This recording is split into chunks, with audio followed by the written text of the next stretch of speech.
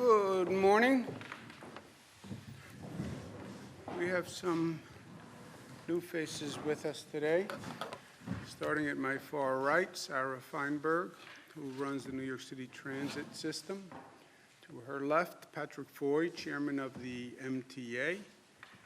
Dr. Howard Zucker, you know, Commissioner of the New York State Department of Health. To my left, Melissa DeRosa, Secretary to the Governor. To her left, Robert Mujica, who is the Budget Director of the State of New York and wears a second hat today because he's also a member of the MTA Board. Doesn't really wear a second hat, that was metaphorical. What day is today? When I was at Housing and Urban Development, I would sometimes say in a staff meeting, what day is today? What's the date? And I worked with a great fellow who was a Catholic priest, Father Joseph Hakala.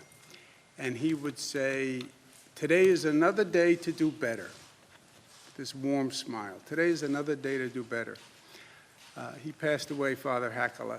I have his picture in my room, and I was thinking about him last night. Today's another day to do better.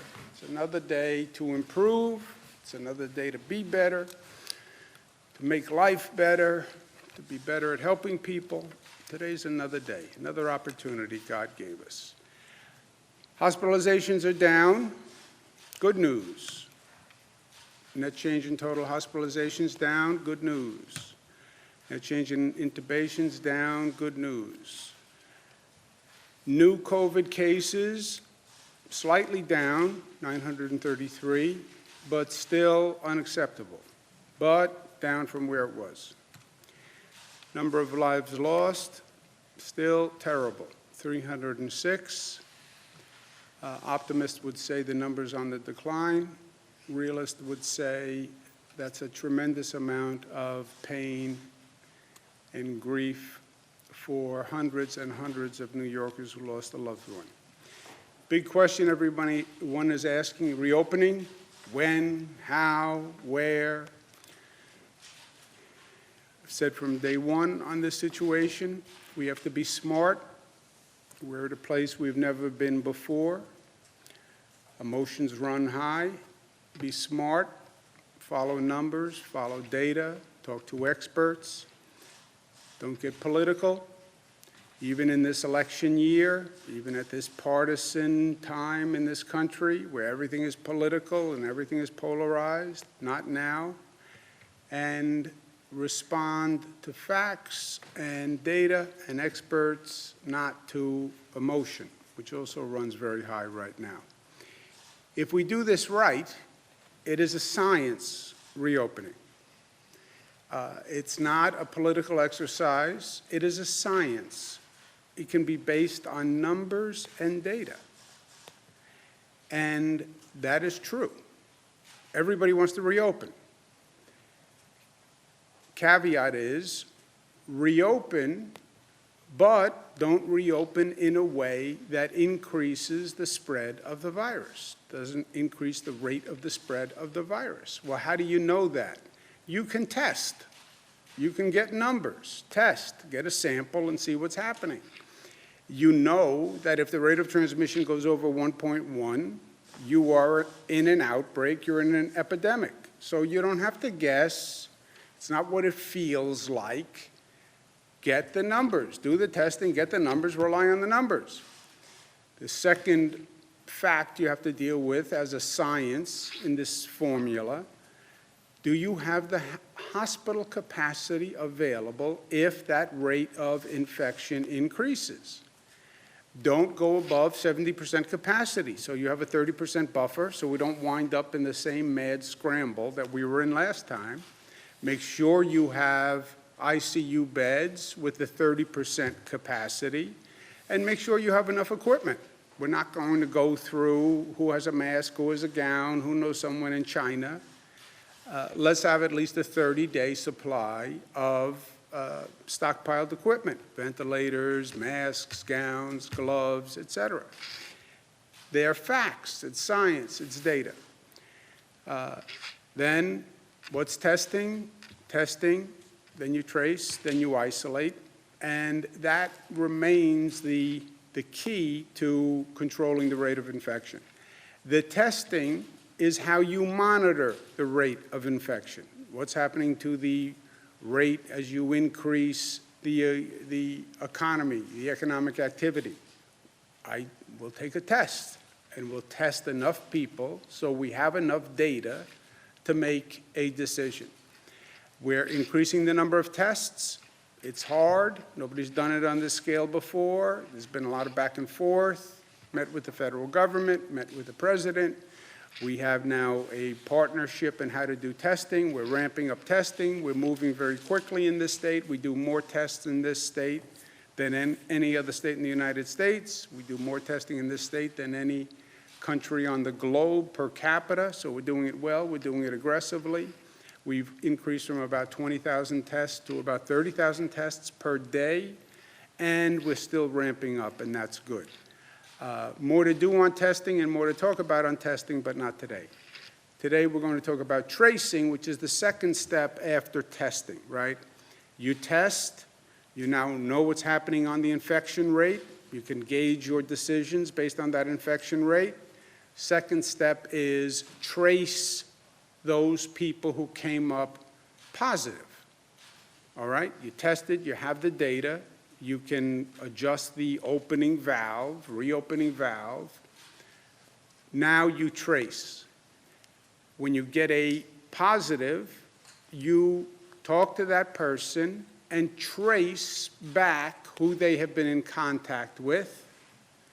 You then test those people. You then isolate those people so you don't increase the rate of infection.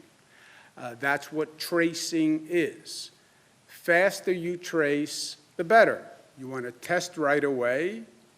You think you have symptoms, you think you were exposed, come and get a test, do it today. Once you get that test results, you have data on what's happening with the infection spread. You then right away, as quickly as you can, trace that person. Who have they met with? Who have they been in close contact with over the past 14 days? And you then contact those people and say, you may have been in contact with Dan. Dan tested positive. You should check your symptoms. If you develop any symptoms, let me know right away, and we'll bring you in to take a test. That is tracing. The problem is, it's not rocket science to do it on an individual basis. The problem is the scale that we have to do this at. Yesterday, we tested 4,681 people who were positive. Yesterday, 4,681 people were positive. How do you now communicate with 4,681 people, trace back all the people they've been in contact with over the past 14 days, close contact, and contact those people? That is an overwhelming scale to an operation that has never existed before. We do tracing now, but on a very limited basis. That's why this is so hard, tracing. In and of itself, one person, it's easy. 4,681 on one day. Today, we'll have another 4,681 people. So just think of the scale of the operation. Last week, we announced that Michael Bloomberg would lead the first ever testing, tracing, isolation program. Figure out how many people, how to train them, what technology, how do we do this? And it's of a scale never been done before. And by the way, we need it tomorrow. There is no time to go get a university to do a study and a blueprint and then put a plan together. We need it tomorrow because we're literally doing it right now. We're doing the testing. We're coming up to scale on the testing. You need the tracing to come up to scale to meet what we're doing on testing. The estimate so far is you need 30 contact tracers for every 100,000 people who are in the affected area. Statewide, that would be about 6,400 to 17,000 tracers, depending on what happens on the testing rate. The more people test positive, the more tracers. The less people test positive, the less tracers you need. So these things are all linked, right? The better you do at reducing the spread of the virus, the fewer people test positive, and the fewer people you need to trace back. But it will require, under any estimate, a tracing army to come up to scale very, very quickly. And Mayor Bloomberg has put together a great team who's going to work on this. He has great talent in his Bloomberg philanthropy, Johns Hopkins University, working together with the New York State Department of Health. This is that undertaking, and it is massive, and that's why bringing in a person with the talent of Mayor Bloomberg and the experience of Mayor Bloomberg to do this is essential. Where do you get the Army? Well, we have Department of Health employees all across the state. Counties have them, cities have them, the state has them. We'll marshal those employees. You also have a lot of government employees who are at home now getting paid but are not working. What government employees who are now existing, city, state, county, can we deploy to become tracers? Big thank you to Mayor Mike Bloomberg, who I believe may be joining us by telephone or some technological means. There he is. How are you, Mayor Mike? I'm here. Good to Governor, see you. I'm fine and good. It's good to see you, and I want to thank you for all your good work to lead this great state through this crisis and to deliver facts and data to the public, and also a sense of hope, which really is important. I know your daily press conferences have become must-see TV for a lot of people. And for the record, I thought your advice to fathers on what to say about a daughter's boyfriend was exactly right the other day. Anyways, the question on everybody's mind continues to be, how can we begin to loosen these restrictions and begin reopening the economy? And one of the most important steps we have to take to reopen the economy as safely as possible is to create a system of contact tracing, as you just outlined. When social distancing is relaxed, contact tracing is our best hope for isolating the virus when it appears and keeping it isolated. The governor has recognized that, and since Bloomberg Philanthropies has deep experience and expertise in public health, we're glad to support the state in developing and implementing a contact tracing program. As Andrew said, the contact tracing is a way to identify people who may have been exposed to the virus but don't know it. And doing that requires a lot of well-trained people who are coordinated and managed effectively. It is a very big undertaking just because of the scale. So we've enlisted the best public health school in the world at Johns Hopkins University. No offense, but it's named the Bloomberg School of Public Health, which our foundation works very closely with on public health and other issues. And we've also teamed up with the nonprofit organizations Vital Strategies and Resolve to Save Lives. Now, to get the contact tracing program up and running a lot has to happen first, and hiring, training, deploying, and managing a small army of New Yorkers, as the governor said, is really the great challenge.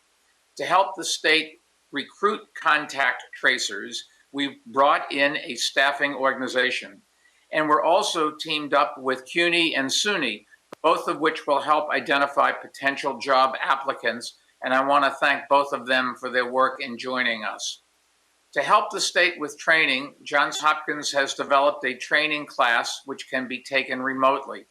It will cover all the basic information of epidemics, contact tracing, and privacy.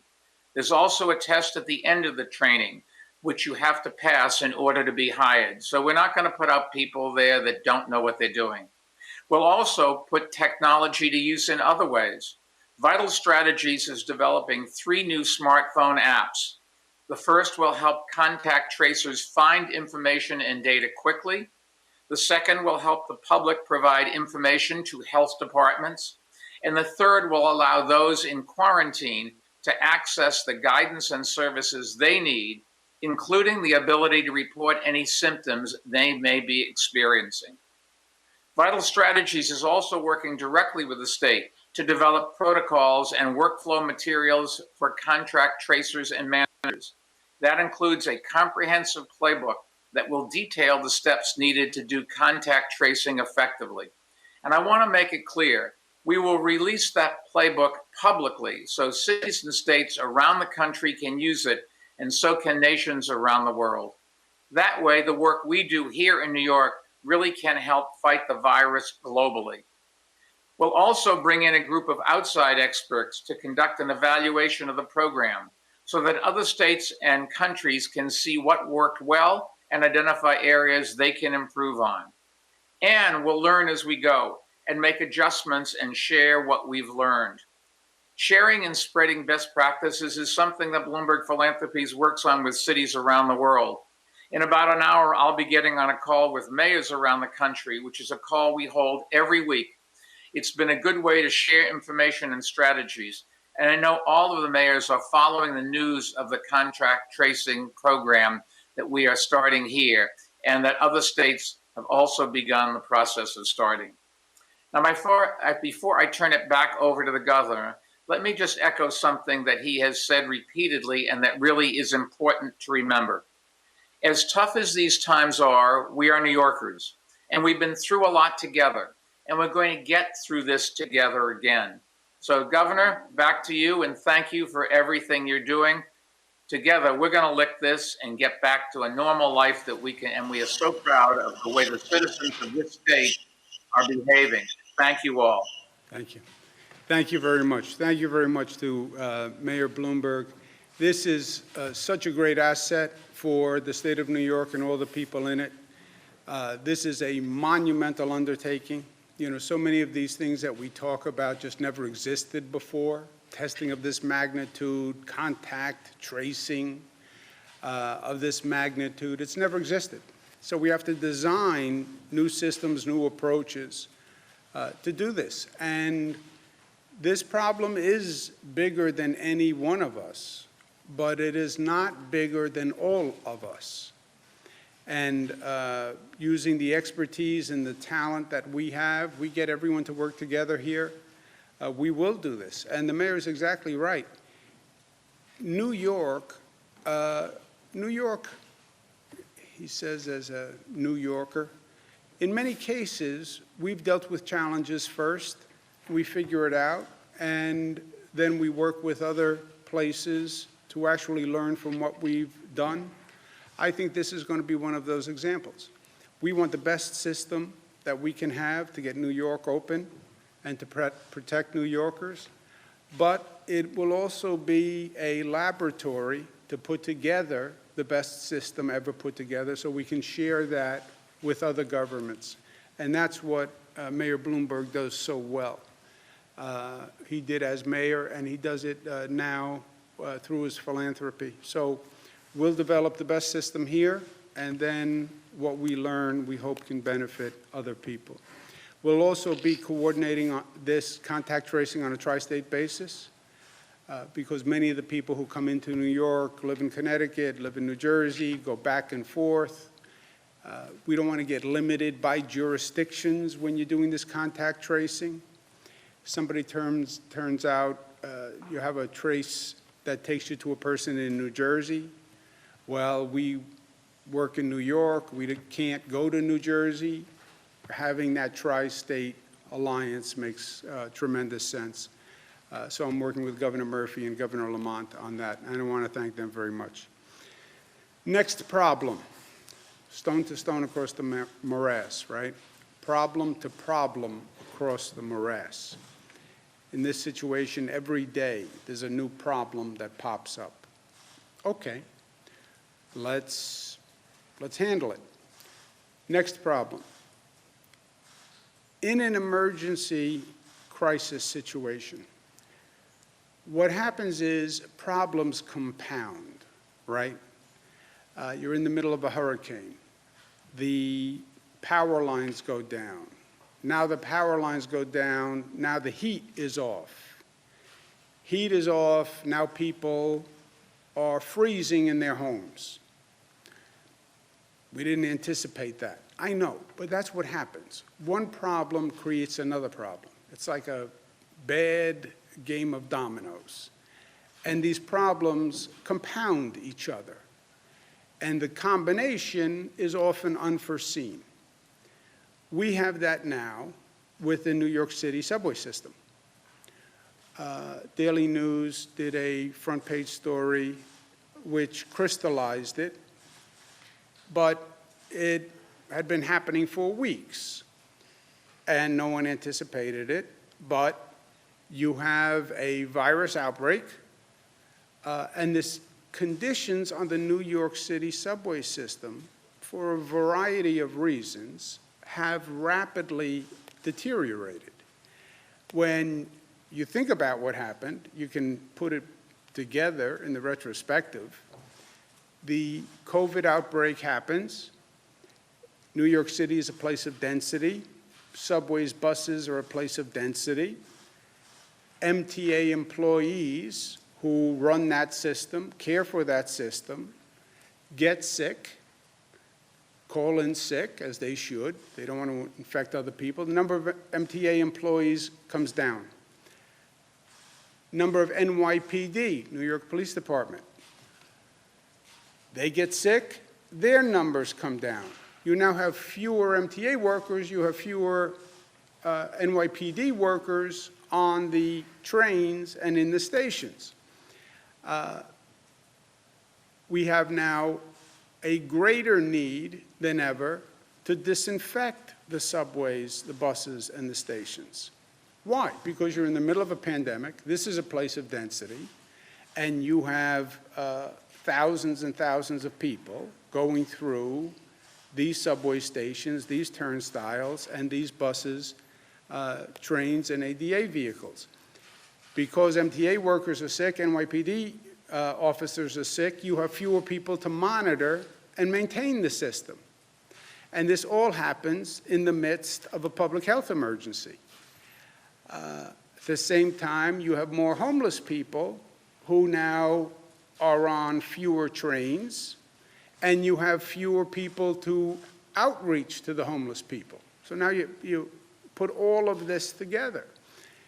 And then, at the same time, we need our essential workers to go to work. I said the other day, I had two great nightmares from day one. Nightmare one, you did everything you did, closed down, et cetera, and you didn't stop the rate of increase of the virus. That would have been a nightmare. Can you imagine if we did all of this and we still saw that virus going up? That would have been a real problem. Second nightmare, the essential workers say, I'm not going to work. I'm not going. The transit operators, the police, the food delivery people say, it's too dangerous. I'm not going. I'm staying home too. You don't have food, you don't have power, you don't have transportation, you don't have electric. Now you see society in a really difficult situation.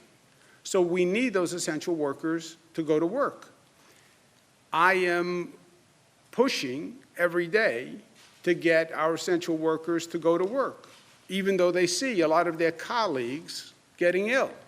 You need those nurses, you need those doctors in very difficult circumstances. That's why I say they are the heroes of today, all the essential workers. How do our essential workers get to work? They need the public transit system. It's true in New York City, it's true all across the state. They need the buses, they need the trains, they need the subways to get to work. We need them, they need the buses, and they need the subways. And we are, as a society, me as the spokesperson for the state, I'm saying to them every day, I need you to do this. I know it's hard, but I need you to do it. Okay, we need them to do it, but what is our obligation?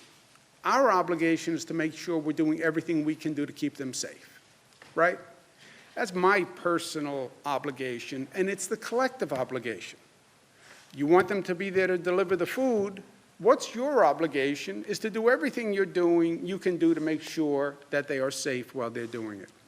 The MTA understood where we were with this global pandemic. They stepped up operations and were cleaning trains and buses every 72 hours, which is an amazing undertaking when you think about it, to clean all those buses and trains every 72 hours. But we know the virus can live for hours or even days on a surface, which means if somebody positive walks onto a train this morning, that virus can be there tomorrow and the next day.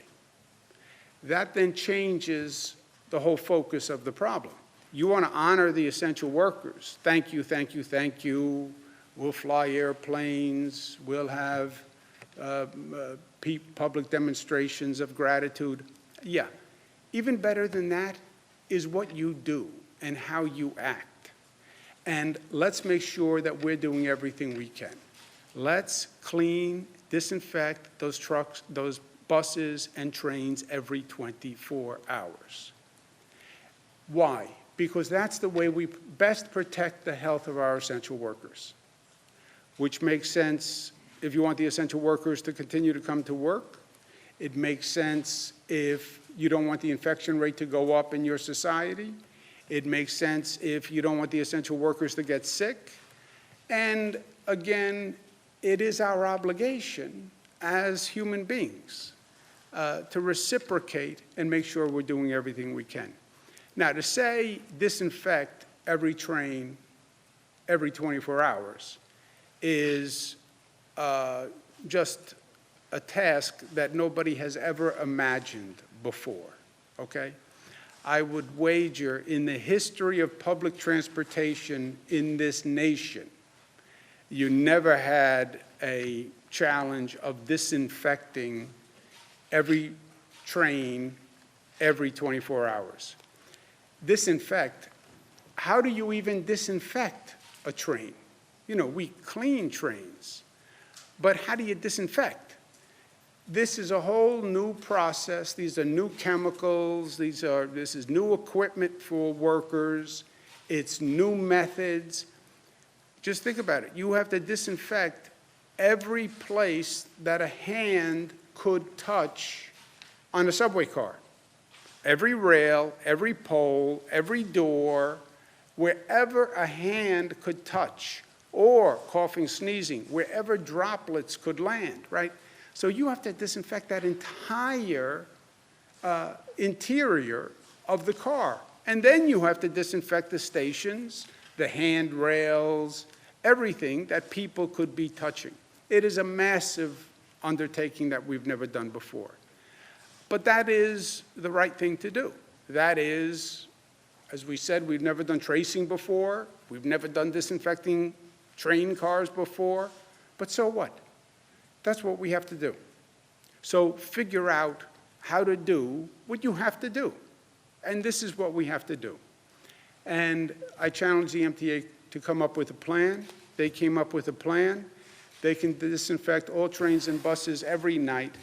It can best be done by stopping train service from 1 a.m. to 5 a.m. every night during the pandemic so they can actually perform this service. Now, remember the context that we're in this pandemic. Ridership is down 92%. 1 to 5 are these slow hours, 1 a.m. to 5 a.m. It's the lowest ridership. Estimate is about 10,000 people ride the system overall during that period of time.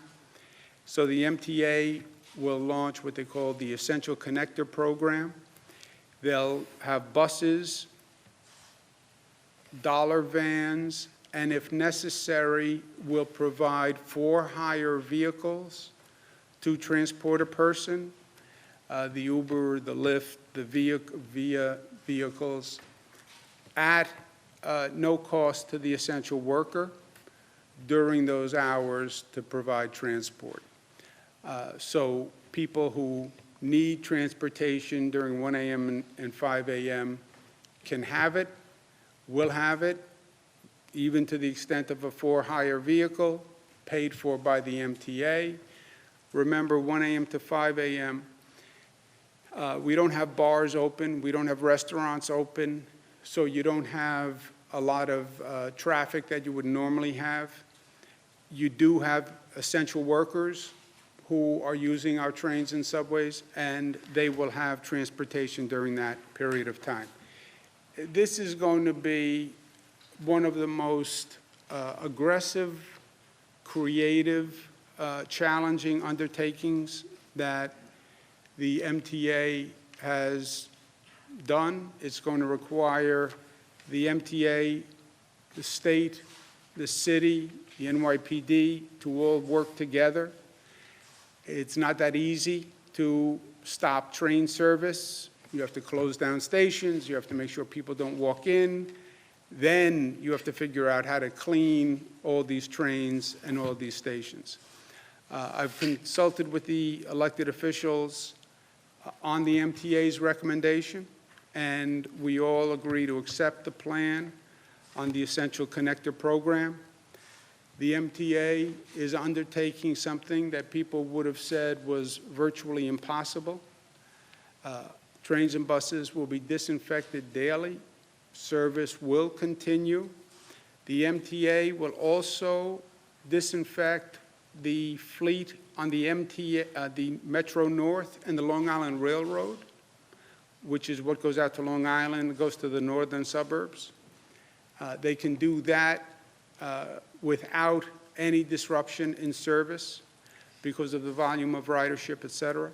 So just think about it. The entire public transit system in downstate New York will be disinfected every 24 hours. This is a joint MTA state-city partnership. We are doing a lot of things here that we've never done before, and I am never one to shy away from a challenge. I don't believe government has that option. I'm never one to say, well, that's just too much, too hard, too ambitious. We can do it. I believe we can do it. I believe we can do anything. I believe we can build bridges. I believe we can build airports. I believe we can defeat global pandemics. But this is as ambitious as anything that we've ever undertaken. And it's going to require a lot of extraordinary service and effort from multiple agencies all working together. The MTA has stepped up by recommending this plan. The state will do whatever it has to do. Big part of this falls to the city, and I've spoken to Mayor de Blasio. It's going to require a lot of assistance from the NYPD. It's going to require a lot of assistance from different city agencies. Again, close down every station, close down the trains. We've never been here before. And I guarantee another 10 things come up when we go to do this that are also unanticipated consequences. So the mayor is really stepping up to the plate here and is doing something that no mayor has ever attempted to do before. We'll all do our part. We'll all work together. But it's a heck of an undertaking for the mayor, and I applaud him for his ambition here in stepping up and taking this on. You know, it's always easier to just say no. It's always easier to say we can't do it, because when you say we will try to do it, now you're changing things, and whenever you change, there's opposition. Every time. So it's always easier just to stay status quo. It's always easier not to risk, to be, not to try to raise the bar, because maybe you can't do it, maybe there will be problems. So it's easier just to say no. It's easier to say this is all we can do, it's impossible. That's not what the mayor is doing here. The mayor is stepping up, and he's stepping up in a big way. And I want to applaud him for it. And I think we have the mayor who is on the telephone or some electronic means. There he is. Mayor Bill de How you Blasio, doing? welcome to Albany. Governor, it's a pleasure to be with you. Governor, I want to end that last point you made about all of us together, uh, doing something different, doing something necessary, and being willing together to go someplace we've never been before. You and I have talked about this kind of idea a lot over the years. You know, I think when we first met each other, the word disruption was considered a bad thing.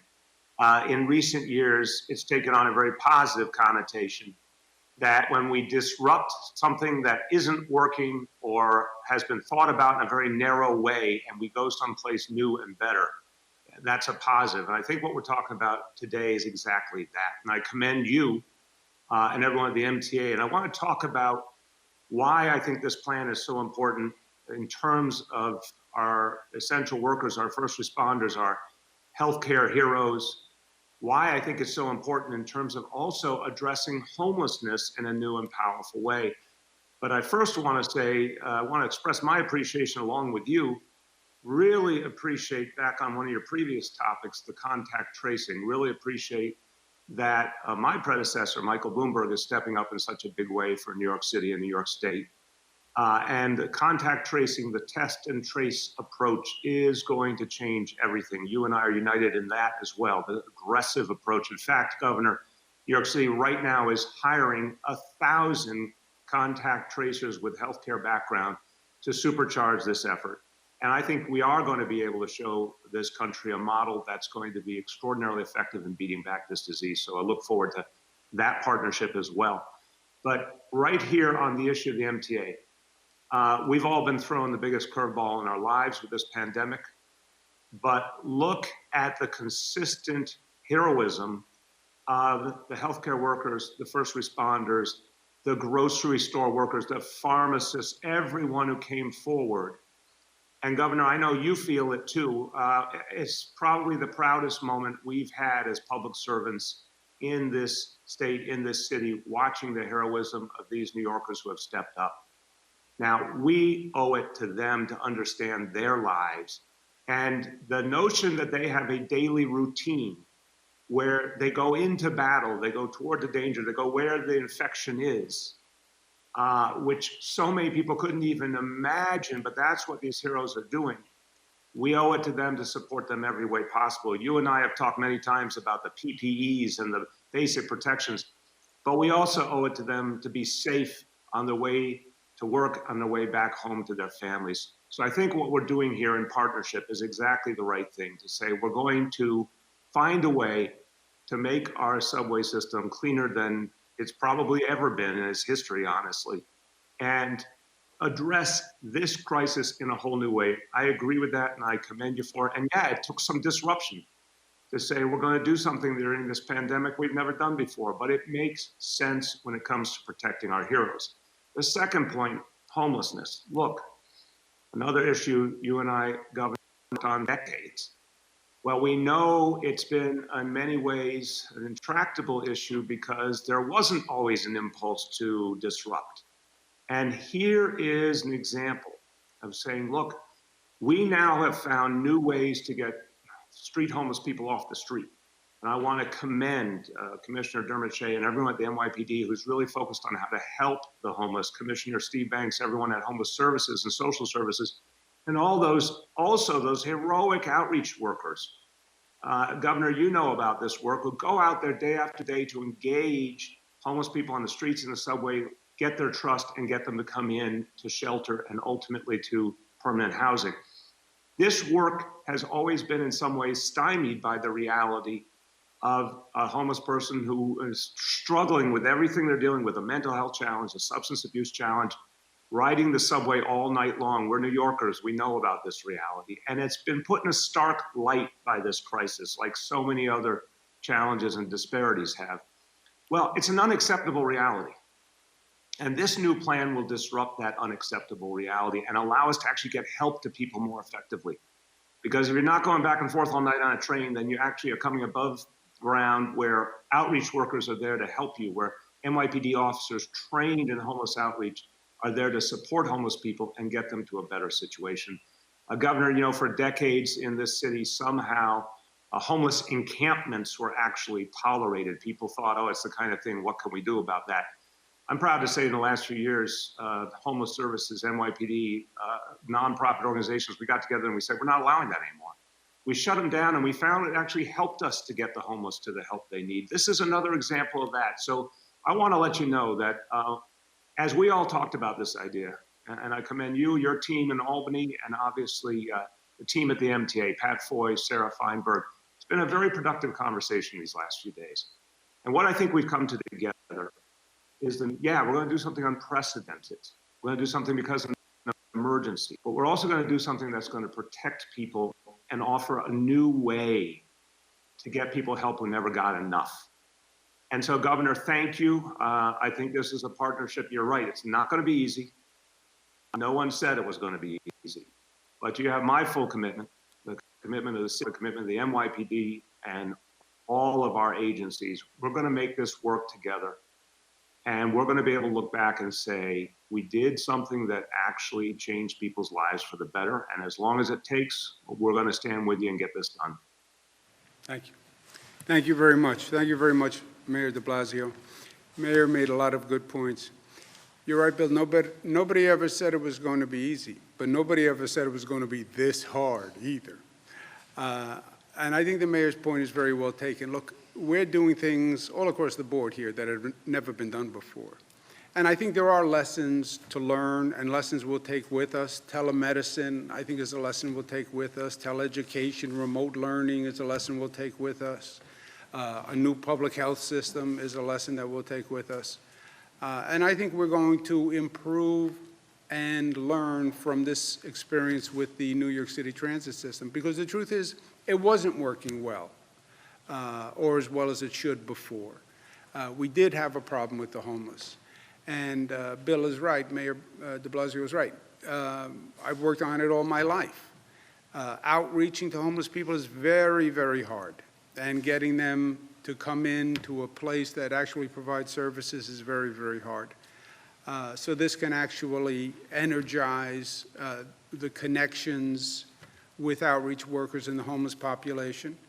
And we've never had to disinfect trains like this or buses like this, and they will be cleaner than ever before. So, global pandemic, but you live, you learn, you move on, and most importantly, you meet the challenge. You meet the challenge. And this is a daunting challenge. And the mayor is stepping into it with eyes wide open, and it takes guts. And it takes courage. And there'll be bumps along the way, I guarantee you. But that's where we are, and that's why we get the big bucks.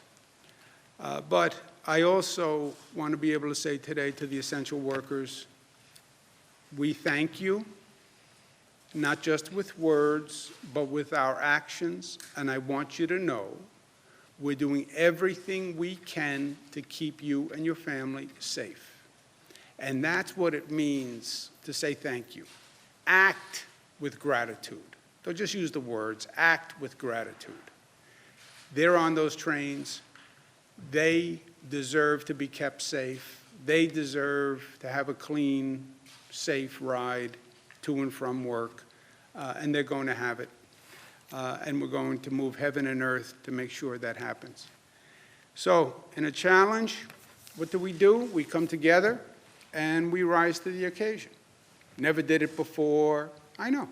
So we'll do it now, and we'll figure out how to do it. And we've overcome every obstacle that we've been thrown.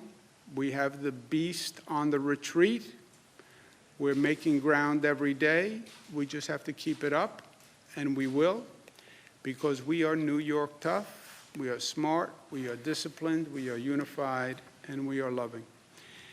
Questions? Governor, in terms of the subway shutdown, will that be pegged to the on-pause order, or what are the exact parameters for that? No, it has nothing to do with the on-pause order. It goes into effect, when is the effective date? Morning hours of Wednesday, May 6th. Governor, thank you. Yes. And on the on-pause order, when do we expect a decision on that vis-a-vis schools and other Before, factors? I said by the end of the week. When you asked earlier this week, I said by the end of the week. Likely Nothing changed. likely tomorrow, we would anticipate. That's the end of the that? week, unless you have a different calendar at the New York Times. I do not. Okay. Questions. The first is, what's your response to criticism that Seattle was quick to respond to the coronavirus while you and Mayor de Blasio were not as quick? What's your response to that criticism? It's Second- factually wrong. No state moved faster at the time from the first case to total shutdown. If you count days, no state moved faster from the first case to total close down. It was March 1st to March 19th. And no state at that time moved faster. So, period. And You if wanna I make could one? also make another point on that. The emphasis at the beginning of this was on the West Coast. They did the China travel ban. They stopped the international flights that were coming into the West Coast. What they didn't do was shut down the international flights coming to the East Coast. Where do the flights from Europe come? New York and Newark. Where are you seeing the problems with the cases? New York City, northern New Jersey. We now know, based on reporting from the New York Times in the last several days, there were at least 10,600 cases in New York City before we even knew of our first positive case. So while the federal government focused on the West Coast and closed down travel that was coming into the West Coast, and they had their first cases in January, and California did their shutdown on March 19th, they didn't close down travel to Europe until I think it was March 16th. We now know there were at least 10,600 cases in New York. I'm betting that number is higher. By the time we got our first positive case confirmation on March 1st, and as the governor said, we shut down fully by March 20th. And between March 1st and March 20th, we shut down schools, colleges, casinos, movie theaters, bars and restaurants. We did it on a tri-state basis and with literally zero guidance from the federal government. Yeah, also, just, look, I'm not big in pointing fingers or doing Monday morning quarterbacking, especially when you're in the middle of the game. But the Times, you go back and look, they didn't write an editorial saying we should close down until after I closed down, right? The sources they quote saying, well, maybe we should have closed down earlier, after that said, oh, there's no evidence that says close down of schools, for example, makes a difference. So, if you don't have to be consistent, then it's easy to raise a point. Okay, you would have done the shutdown a week or two earlier. How much of a difference do you think that would have made? Look, depending on who you talk to, people would say, well, you'd get a range, but people would say, you had cases coming here from Europe, which nobody knew. We had something like 2 million people coming from Europe because the virus went from China to Europe and then came here from Europe. Nobody saw that happening. Otherwise, you would have done a Europe travel ban when you did a China travel ban. Just nobody saw that coming. And if you rewind the tape, then I would go back to November, December, when you knew there was a virus, and who were the international watchdogs, and who were the international public health operations. Where's the CDC and the NIH and all those guys back in November, December, January? Where was the New York Times editorial board? Everybody missed it. Governors don't do global pandemics. That's not in my job description. Governor, could you please comment on whether or not you would sign an extension to the look-back window as outlined in the CBA if the legislature passes such a bill? Would I sign a bill? Depends on what the bill says, and I would need to see the bill and then make a decision. There's some confusion about whether or not. Tomorrow, rent is due tomorrow. People are, still not receiving their unemployment benefits. We're going over this every single day. We keep hearing the same thing every day, but these people, they're doing their part. They're staying home. What kind of rental assistance can the state provide, and what sort of steps can the Department of Labor do to kind of help these people and move this process along faster? Yeah, we're doing everything we can to move the unemployment checks faster. Every state is dealing with this.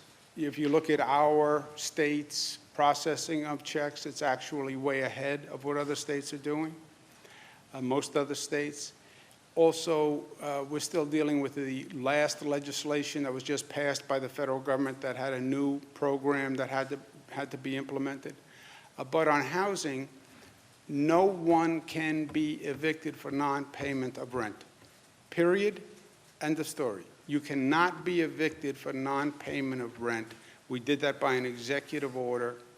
That executive order has weeks left to run. So I'm not saying people shouldn't pay the rent. You should pay the rent if you can pay the rent. But if you can't pay the rent, you're not going to be evicted. When we get to the end of that period, then we'll have to figure out what to do, because you don't want to have a situation where nobody pays rent and then landlords start walking away from buildings either, right? That would make a bad situation worse. Now, I know the state is broke, but states like Montana, for example, they provided their, now completely different sort of scenario, but they did provide some of their residents with rental assistance. Is that something the state can do? Yeah, if I were the state of Montana, I would do that too. But we're not. We have a $13 billion deficit. Governor, do you have preliminary test results back from fire department, police department, transit workers that were done? And also a question for Dr. Zucker. Some doctors are concerned about toxic shock in children. Is there a connection between coronavirus and that? Toxic shock. Let me refer that to Dr. Zucker. Sure. So what the virus seems to affect different parts of the body. We know it affects the lungs. We also know it affects the lining of the blood vessels. What we have been seeing is that there are some children who may have an inflammation of those blood vessels, and they're developing a toxic shock-like syndrome. I've spoken to the medical directors of our major medical centers. There are a handful of kids that they've noticed. It's rare. It's been reported overseas. I've spoken to the experts across the country about this as well. Governor, in terms of the contact tracing, if someone who is tested positive for coronavirus took the subway a few days before or went to the supermarket, how do you alert, and can you alert all the people that were in either of those? You do the best you can. They call you up. Now remember, it's not, you can theoretically be infected if the person didn't have a mask, if you inhale droplets, et cetera. But what they do is they interview you, they come up with the people who you believe you were in close contact with, family members, et cetera, people you went to dinner with, et cetera, and then they go down that list. And that's why this task becomes so big so fast, right? 4,600 people yesterday test positive. You're one of those people. I call you up. Let's go over the past 2 weeks of your life. Pull out your journal and your phone and your calendar. Who did you see? Who were you at dinner with? Who did you embrace? Do you have a significant other? And you then would come up with a list of 20 people. And then you have to call all those 20 people and say, by the way, you may have been infected, and let me know if there's any symptoms. Call me back. Here's my text. Go to this website. Go to this app. I mean, it's a massive, exponential explosion of numbers of people.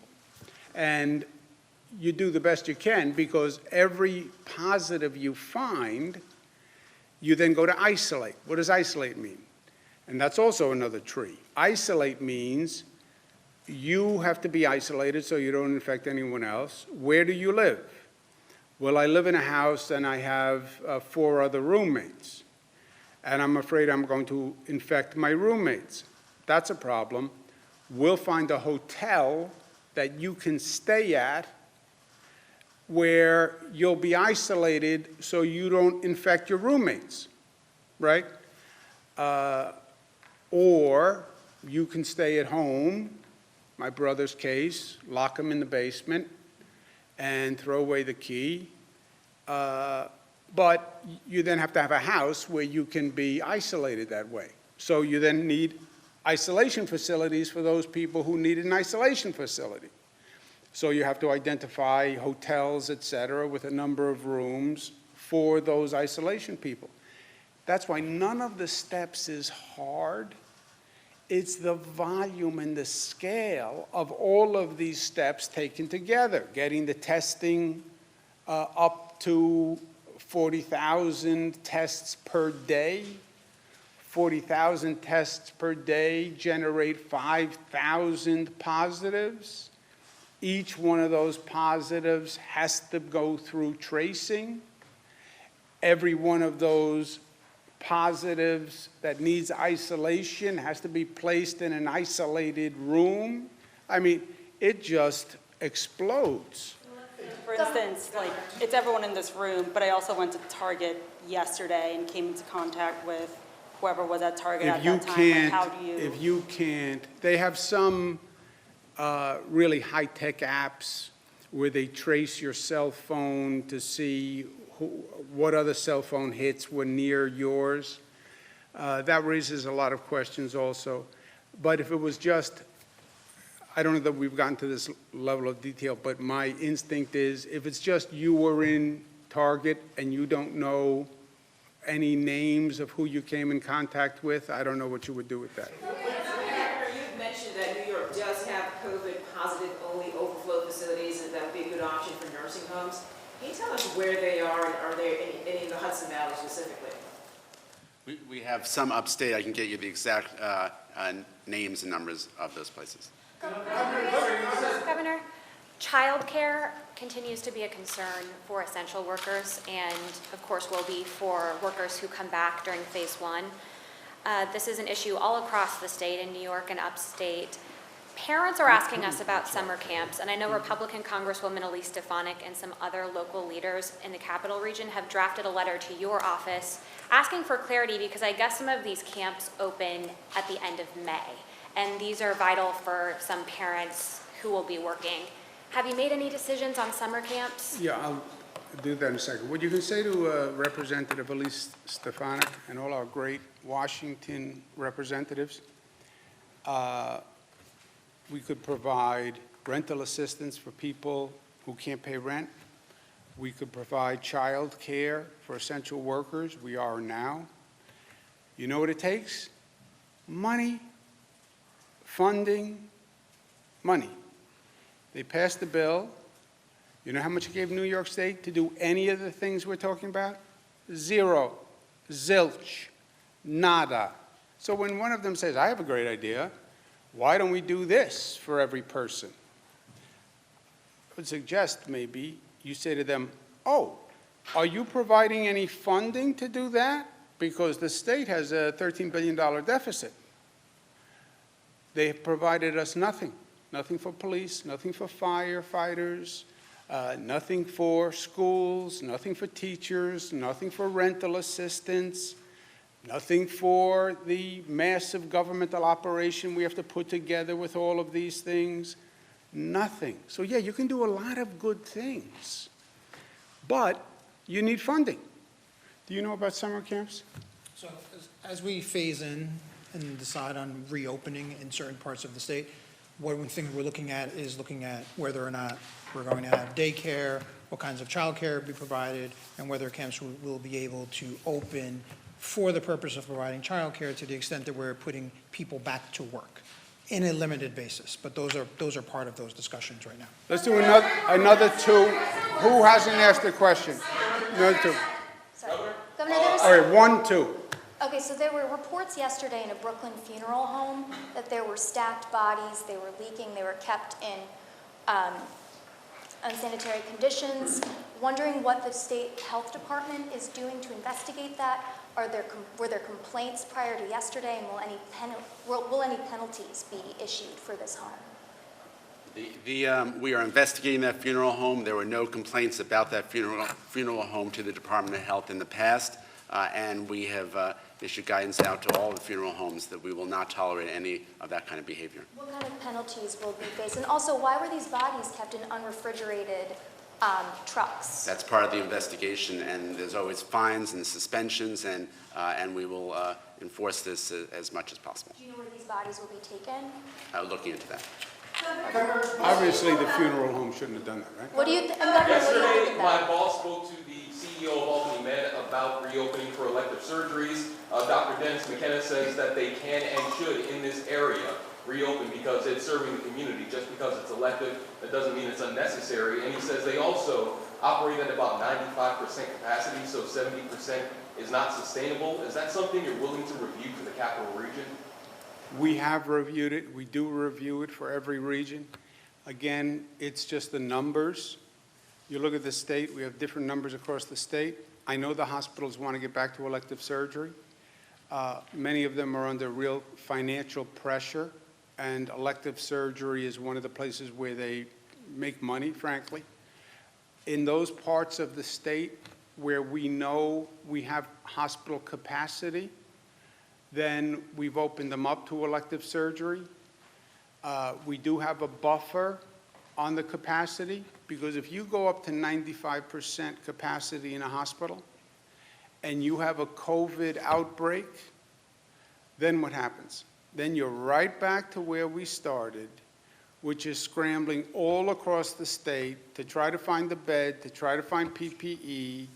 So we have a built-in buffer. You can go up to 70%, but you have to leave 30% for a buffer in case that COVID number spikes. And remember, how do you track the COVID number? We're doing testing more than ever before, but this is an imprecise science. We're doing antibody testing, but the antibody testing actually operates on a 2-week lag. The antibody testing is telling you who got infected 2 weeks ago, right? And now has the antibodies. To have the antibodies, you had to recover from the virus. So like my brother now has the antibodies. Yeah, but it was 2 weeks. So let's not make the same mistake, or let's learn the lesson of what we went through. You need a buffer on the hospital system, and that's why we say 70 to 30. Different regions in the state are not out of the woods yet. And it's don't get cocky, right? That's a lesson in life. Don't get cocky, don't get arrogant. You still see a high number in many places, and where the number is higher, we don't want to relax the elective surgery because we may need those beds for people who are gasping for air, literally. The argument he's making is that if you neglect these other needs that they have, you could be delaying or further exacerbating other medical issues that are not being addressed because there's no hospital in this area except for in Saratoga County who is doing elective procedures. Yeah, well, worst case scenario, you go to Saratoga County if you really have to go now. But we don't want to be in a situation where we have a COVID outbreak and we have no hospital beds. That would be the worst. Thank you, guys.